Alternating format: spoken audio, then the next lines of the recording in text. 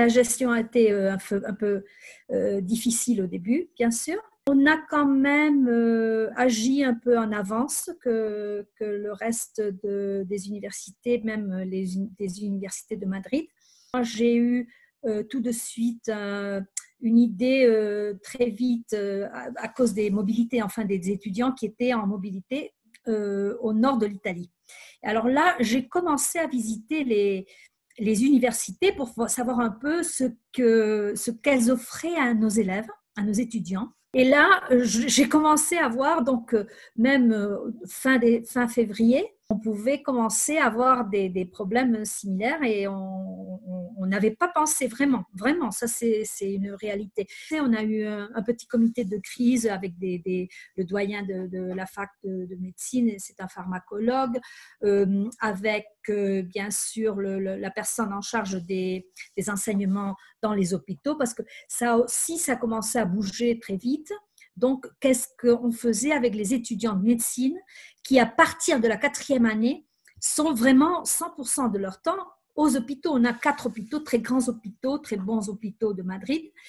Et bien sûr, on commençait à se demander qu'est-ce qu'on allait faire avec tous ces étudiants. C'était un risque pour les étudiants, mais peut-être que c'était même un risque pour les malades qu'ils visitaient et tout ça. Alors, on s'est mis en marche et vraiment, même si on a l'idée, on a vraiment dans la tête que quelque chose va se passer, quand la chose se passe, enfin quand l'événement vient, on est surpris. On a fermé les cours de l'université le 11 mars et le 13 mars, donc le président de l'Espagne, du gouvernement, il a dit qu'on rentrait dans une période vraiment d'alarme et donc qu'on vraiment commençait le confinement. Et là, on a commencé vraiment à voir la possibilité de changer tout l'enseignement, disons, en ligne, enfin en utilisant toutes les plateformes qu'on a en marche. On a formé une petite commission d'études, disons les vice-recteurs et rectrices des degrés de bachelor, de master, de qualité, d'étudiants et moi-même. Alors moi, vraiment, j'étais dans ces 15 premiers jours en train de m'occuper de toutes les rapatriations, les étudiants qui étaient encore à l'étranger, qui voulaient revenir. Ça, j'ai eu un avantage. Enfin, on a eu un avantage parce que tous les vice-recteurs et même le recteur, on est vraiment impliqués dans la conférence de recteurs de l'Espagne, de toute l'Espagne, des universités espagnoles. Et ça a aidé parce que, bon, vous savez, quand on discute, on a les mêmes problèmes, les solutions viennent plus vite. Donc, bon, il y a une coopération, une collaboration très importante aussi avec l'agence d'Erasmus en Espagne qui s'est mise vraiment à nous aider à rapatrier surtout de l'Italie. Et les autres, mes collègues, bien sûr, mais tous ensemble, on voyait comment faire les cours en ligne, d'adapter. Et vraiment, ça a été vraiment surprenant. On se rend compte qu'on avait vraiment à bout des doigts tous les instruments, tout était préparé pour vraiment changer un peu l'enseignement et utiliser plus les technologies. Bien sûr, il a fallu faire des petits arrangements, enfin, du côté mémoire des plateformes, capacité de tous les serveurs. Tout le personnel a été magnifique, vraiment. Ils ont travaillé, tout le monde vraiment, mais même enfin des services qu'on ne se doutait pas qu'ils seraient là, vraiment. Et ça a été vraiment très satisfaisant. Selon moi, c'était vraiment très surprenant et très agréablement surprenant dans ces circonstances d'avoir avancé dans l'enseignement. Malheureusement, on a eu plusieurs professeurs et personnels qui sont décédés à cause de la Covid.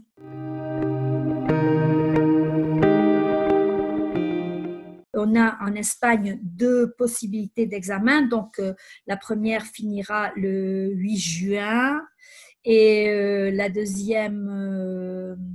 deuxième appel sera jusqu'au 12 juillet, donc fin juin, 12 juillet. On a toutes les dates en place pour l'immatriculation. Enfin, on a vraiment tout organisé pour la fin de l'année. Et maintenant, on commence à faire les projets pour, de commencer à penser à l'année suivante. À la fin de l'année, ça va se passer tout en ligne pour l'enseignement. Bien sûr, les chercheurs vont pouvoir peut-être revenir même dans très peu de temps. Fin mai, juin, juillet, c'est sûr que la recherche va reprendre. Les signes maintenant nous disent que au moins le premier semestre, donc jusqu'au mois de février, ça va pas être facile. On va pas pouvoir revenir comme avant. On va commencer l'année scolaire la troisième semaine de septembre, du mois de septembre, alors que on commençait un peu plus avant. On va contempler plusieurs paysages, disons, qui vont on a trouvé le vaccin et donc on peut revenir tranquille. Ça, je pense qu'on ne peut pas vraiment laisser à l'imagination ça, parce que c'est très peu probable. Le plus probable, c'est que on ait des limitations de nombre d'étudiants qui peuvent être dans une classe. Il va falloir vraiment penser à faire ce qu'on dit le blended, l'enseignement mixte. Donc, partie online, partie présentielle. Donc, ces activités qui demandent vraiment d'être présents probablement seront maintenues. Les autres, on peut quand même faire comme on a fait jusqu'à maintenant. Donc, en ligne, on peut quand même aussi avoir des entretiens et des activités avec les élèves, enfin avec les étudiants, comme ça, avec des plateformes comme MS Teams, que je vous dis, pour nous, a été vraiment une découverte. Un autre aspect très important pour l'année qui vient, c'est la prochaine année scolaire, c'est les mobilités. Et là, ça me prend 100%. Ce qu'on est en train de faire, une analyse de toutes les mobilités qu'on a. Bien sûr, dans Civis, on va essayer de faire les premières expériences, disons, de virtual mobility et même blended mobility, donc de la mobilité qui en partie est virtuelle parce que les étudiants ils vont en cours avec des professeurs qui sont à Madrid ou à Stockholm ou n'importe où.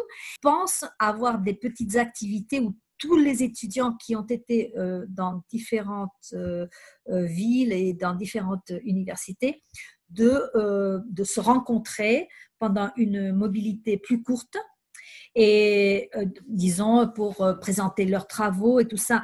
Même les travaux, ils peuvent les faire ensemble en étant, disons, dans différents endroits. Donc, on est en train de faire vraiment un petit protocole, disons, pour aider les enseignants.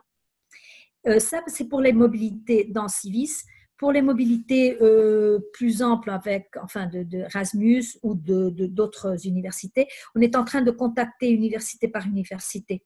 Si on peut vraiment offrir à nos étudiants une mobilité, disons, en ligne, et toujours vraiment avec la flexibilité de penser qu'ils pourraient, à la limite, venir en deuxième semestre à Madrid ou pour un summer, un cours d'été ou quelque chose comme ça.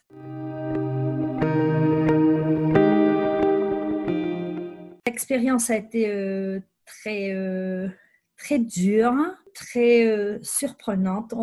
Pour moi, ça m'a fait réfléchir vraiment surtout dans le domaine de la recherche, bien sûr, parce que c'est mon domaine, c'est la biomédecine. Bien sûr, l'importance de la recherche basique, de savoir les raisons pour lesquelles bon, il y a cette maladie qui fait des dégâts incroyables dans certains individus, de procès inflammatoires vraiment très, très, très graves. Et ce n'est que vraiment en pensant aux procès les plus basiques, disons, on va pouvoir vraiment savoir un peu plus sur disons, des signes qui peuvent nous aider à connaître quels malades vont avoir une évolution plus grave ou pas de là. Du point de vue, disons, institutionnel, je vous disais au début, j'étais tellement surprise par la réponse de toute l'université, de tous les... des étudiants aussi, ils se sont mobilisés, ils ont vraiment aidé et raisonné pourquoi il fallait vraiment être plus patient, enfin, plus généreux aussi. Et bon, vraiment, ça a été une belle expérience de ce point de vue. Mais triste, comme je vous dis, très préoccupée pour le futur et comment ça va nous changer. De notre côté, je pense que c'est une opportunité vraiment très importante de voir qu'on avait les instruments, il faut pas les fabriquer, il ne faut pas penser plus loin. On l'a